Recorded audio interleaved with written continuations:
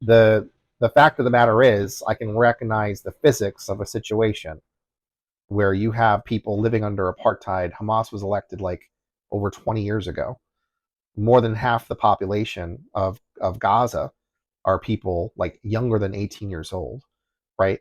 Um, it's been a long time since anybody elected anybody in Gaza, and Hamas was their formal government. That was their leadership, and the things that Israel has done for decades, like several decades, is treat Palestinian people like they're less than human beings.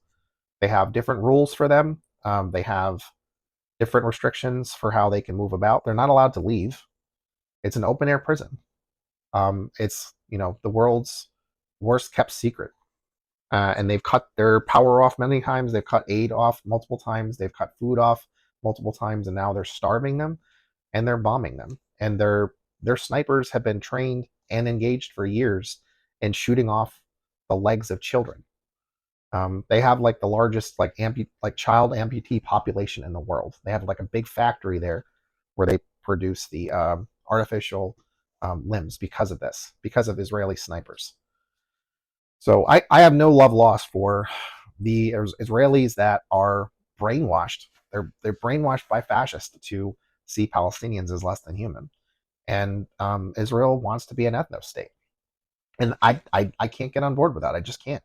That doesn't make me an anti-Semite. That just means that I we cannot get on board with anybody saying that we get to just have just Jewish people here and that's it, and everyone else is treated like they're not human beings, like they can't live here.